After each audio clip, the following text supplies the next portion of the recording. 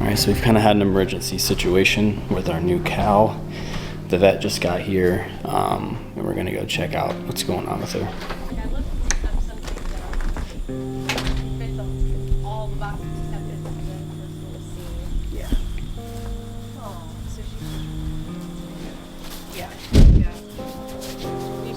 It's not as like disgusting as you think. Oh, okay. It's a pretty clean operation. There won't be a lot of blood or guts or anything like that. So you'll be able to see, and then you'll actually see like the stomach like lining that he will then flip over and attach to her inside so that it doesn't flip back over. Wow. So that's wild. That's impressive.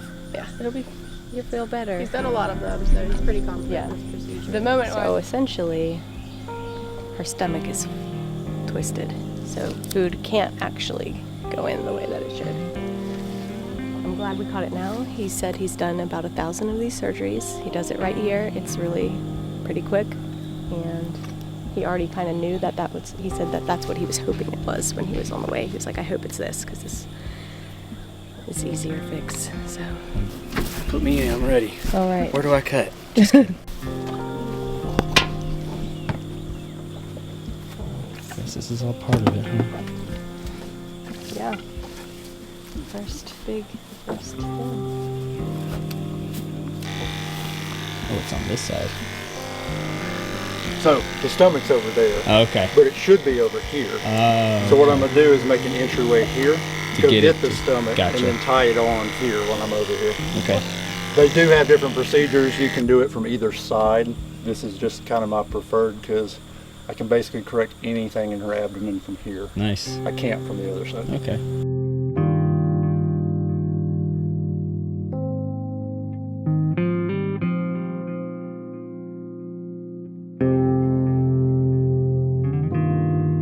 So this is to numb her whole area for the surgical site.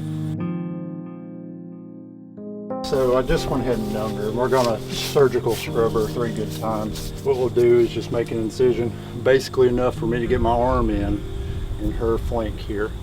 We'll go in, we'll kind of examine everything that I can feel and see, find her stomach. If we need to deflate it, we'll deflate it. If it's relatively small, I may just bring it back over here. Gas usually then will pass on to the intestines, and then after that we'll tie it on so it stays put, doesn't happen again, and sew her back up. Oh, look who just got home.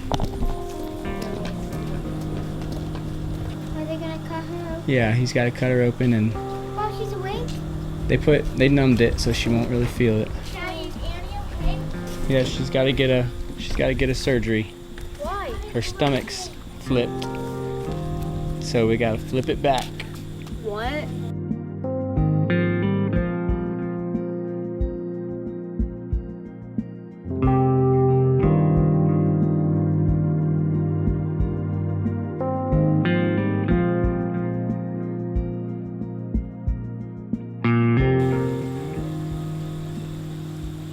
All right, starting, so cut through the skin. There's a little bit of a fat layer. The fat will leave the most. It's amazing, like just the And skin. a muscular layer. So that's layer number 1. Or I guess number 2 if you count the skin.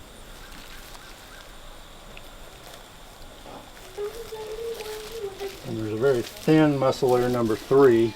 And you can actually see, I don't know if you want to see it, but there's actually a nerve right in the middle of it. So sometimes they will react or really twitch when I touch that. But it's right in the middle of my way, so kind of going to have to anyway. They're in it. Make it big enough, get my arm in, and then we go fishing.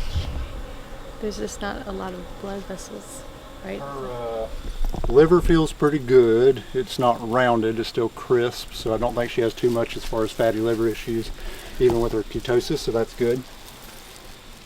Kidney feels good. Other kidney feels good. Her uterus is nice and involuted after calving, back where it should be.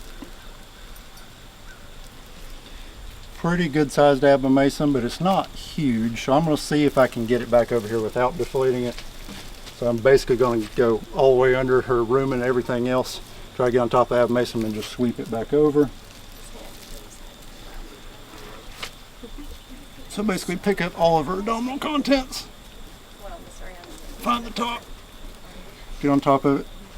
Pull it back. Here's some I gurgling. heard the gurgling.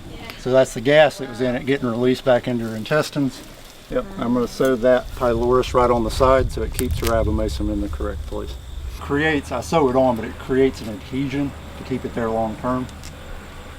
Now adhesions themselves, if they're in the wrong place, are a problem, but if it's where I want it, it's okay.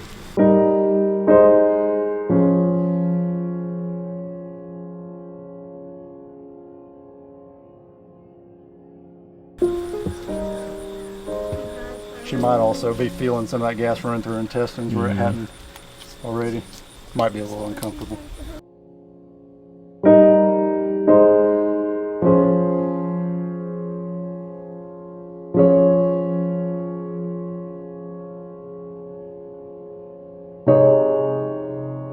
Oh yeah, she's done in there.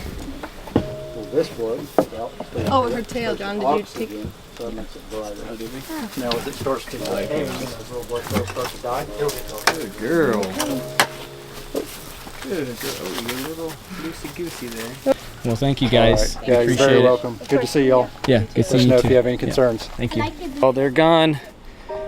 That was crazy. Not expecting that. We just thought she had like ketosis, which he said she probably did and does still maybe.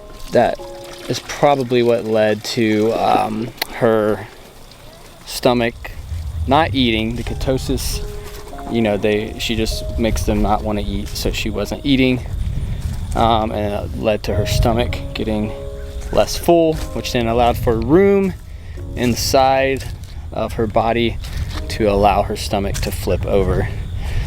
And usually anytime I've ever heard that, it's like basically like a death sentence. That it seems like it's really serious, but this particular instance was not, because when he said it I was like, you gotta be kidding me.